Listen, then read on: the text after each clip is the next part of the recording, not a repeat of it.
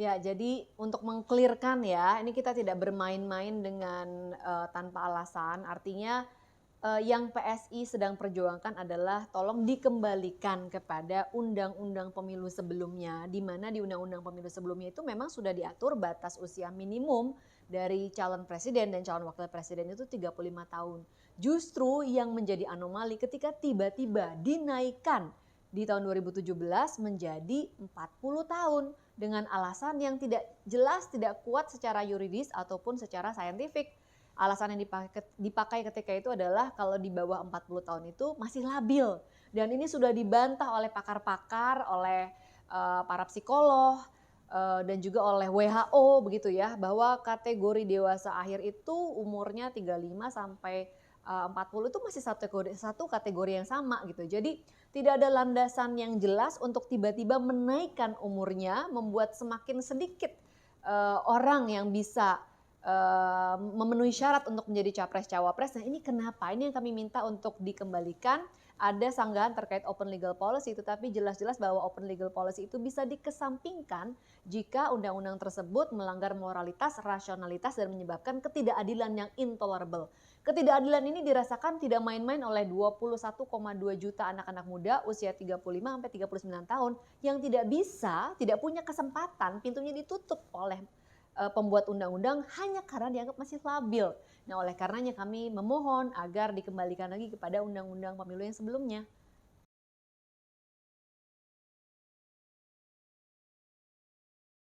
Ini kan, sudah ada pembahasan sebelumnya yang panjang ya di pembuat undang-undang dan 2 undang-undang pemilu sebelumnya sudah, menyepakati di usia 35 tahun. Pastikan juga sudah ada kajian yang panjang.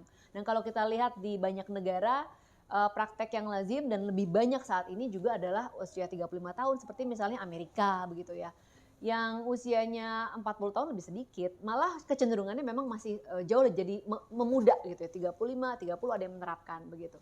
Jadi sebelumnya undang-undang pemilu kita itu sudah cukup progresif, membuka ruang untuk anak-anak muda bisa. Mengapa tiba-tiba dinaikkan? Kalau kita lihat, untuk menjadi anggota DPR yang merupakan rekan kerja eksekutif ya, legislatif kan rekan kerjanya eksekutif, mengawasi kerja eksekutif, itu batas umurnya cuman, minimumnya cuman 21 tahun. Nah, kenapa ada gap yang begitu jauh? Padahal, kedudukannya kan setara nih, 3 pilar, begitu.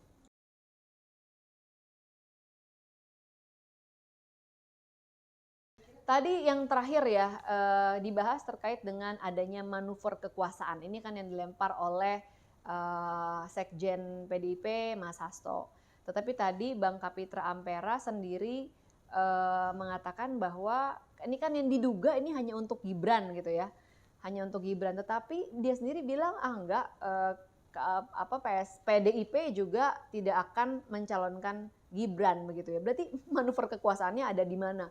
Kemudian terkait dengan pernyataan, Bang Iqbal dari, PKS yang mengatakan ini janganlah, manuver ini hanya untuk satu orang. Nah ini juga ada paradoks-paradoks dari pernyataan mereka. Di mana kalau dinyatakan hanya untuk satu orang, ini yang kita minta adalah kembalikan ke undang-undang pemilu sebelumnya, di mana salah satu pembuat undang-undang komponennya juga adalah PKS.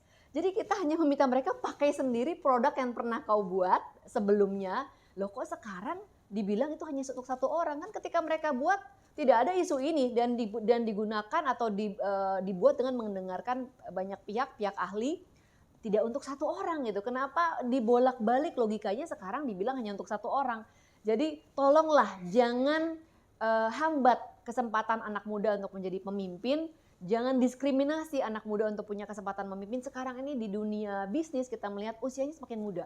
Orang-orang yang dulu mungkin ya untuk menjadi direktur, CEO itu mungkin usianya harus mungkin 40, 45, 50, sekarang enggak.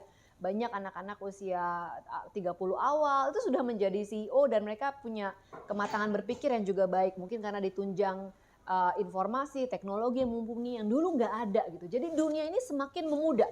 Kenapa politik itu justru malah menutup ruang-ruang untuk anak muda di saat pemilu kita mendatang ini saja 60%-nya anak muda. Gitu.